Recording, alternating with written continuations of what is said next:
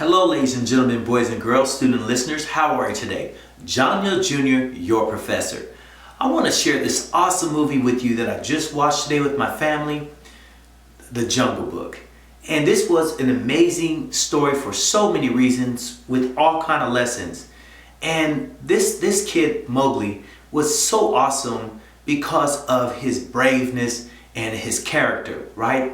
So let me just tell you about the story. I'll just give you a synopsis. And please go watch it if you have not watched it. I'm not trying to promote it, but it has a lot of life lessons and a movie that you can take your kids to go see if you have children. And if you're young, you're a teenager or preteens, you can still learn a lot of life lessons through this movie. And I think that a lot of traditions that people have lost. Mowgli was this young kid who was with his father in a cave, and this ferocious tiger came in there and started attacking them. Well, the father fought this tiger off, well at least he tried to, and then the father ended up losing his life. But what the tiger didn't realize is that the little kid was still left there after the fight, but the father burned the tiger's face. That's why he left abruptly. This little kid was later discovered and found by, I believe, a Black Panther. And this panther helped this kid and guide this kid through his life, through his short life, and took him and introduced him to these pack of wolves. The amazing thing about the pack of wolves is that these pack of wolves were different. And they're wolves, right? Wolves don't raise kids. But the mother wolf said, she looked at Mowgli and she said, I'm gonna raise you. She raised this child like it was a wolf. Now here's the thing. The tiger came about because he found out that this kid was alive and he was connected to the man that he murdered. And he was out for revenge to kill the kid because he got burned and his eye was messed up because of the altercation with the father. So he forced this wolf pack to get rid of him. Well, they got rid of him because they had to, because the tiger killed the leader of the wolf pack. And so now everybody was all their lives was jeopardized by this tiger. So this little boy Mowgli, he's off in the jungle and he's encountered all these dangerous animals. I'm talking big orangutans, big snakes, all of it. But throughout the course of the movie, this kid character never wavered. He always remembered the wolf pack. He had a definite connection to them. Matter of fact, he didn't even know the leader was murdered. And he was trying to find his way back. He had all kinds of encounters that happened. What does this remind you of? Right? Mowgli wasn't with his real father. He was with a pack of wolves. These wolves accepted him because he was respectful to them. Even though he was a kid, he knew how to treat them. Well, eventually he met these elephants. And when he came upon elephants, when he embarked upon elephants, he knew that the elephants were royalty of the jungle. So what did he do? He paid his respect by bowing to them. Now, he didn't have to bow to the elephants because most men don't bow to elephants. But it was the jungle's tradition. What did he do? He had so much respect that he respected the rules of the jungle. Even though the elephants were animals, he treated them with the utmost respect. Even when the elephants didn't really accept him. Now, what does that remind you of in your life? When you see somebody who doesn't look like you, who people tell you that they might be better than you, or they might look better than you, or whatever they might say to you to make you think that that person is not as good as you, how do you treat that person? What do? Are you Mowgli or are you ugly? See, because if you don't treat people right and with respect, you're ugly. If you treat them with respect, you know who you are, right? Mowgli. And I just want to leave you with this. At the end of the day, when you got to make the right decision in terms of treatment, what's in your heart? Is it in your heart to be malicious? Is it in your heart to put people down? Is it in your heart to talk about people behind their back?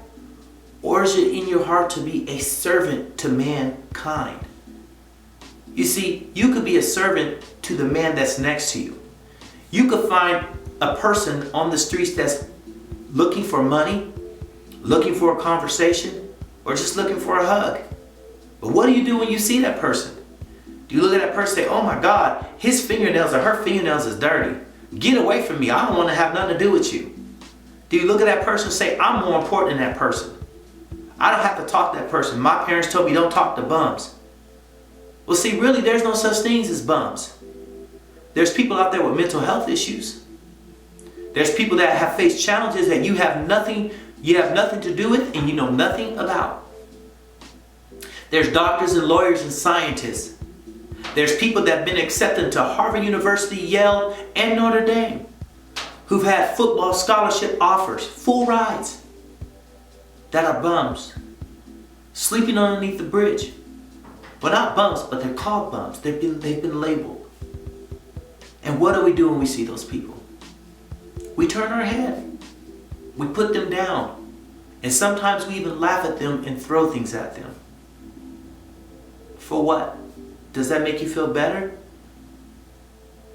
To know that you made someone's reality a little more harsh in a dire and distressed situation.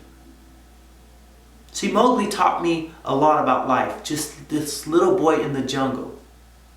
He taught me about compassion. He taught me about love. And although I knew about these things, Buddy took it to a whole different level. I think the one thing that stood out about this movie the most was when the elephants had their baby elephant that was stuck in this hole. And the panther and the bear in the movie saw that Mowgli was going over there to help. He ran with his vines to go help this little poor elephant get out of the hole. The big elephants, they didn't even know how to rescue the baby elephant. The other two animals were intimidated.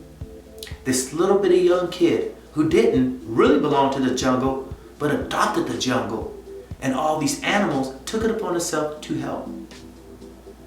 He did everything in his power to pull this elephant out with the help of the elephant relatives and friends. I think that was a part of the movie that made me want to tear up. It made me want to tear up because here's the thing. This kid is a different species. He's not an animal. This kid is a human being, and he helped out an animal. And he pulled, with the help of the other elephants, he outsmarted anybody who could have made the decision to help. Otherwise, this elephant would have probably died. See, helping someone who is in dire distress can sometimes be the difference between life and death. Giving somebody encouragement and love, and maybe even a hug, is a difference between life and death.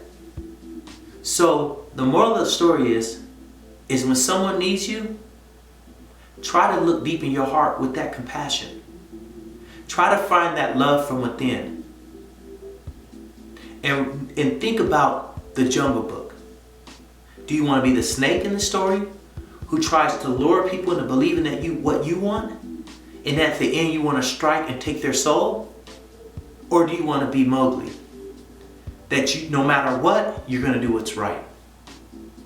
No matter what people say, no matter what you've been taught, you're going to follow your heart and have compassion. Well, ladies and gentlemen, boys and girls, my student and listeners, it's up to you. Remember this, if it's to be, it's up to me. That means if things are going to happen in your life, it's up to you. Thank you for listening to this lesson, and please like and subscribe, and please come back for more information, but don't forget to share. Thank you, and I hope you enjoyed. And go watch The Jungle Book. John Neal Jr., your professor.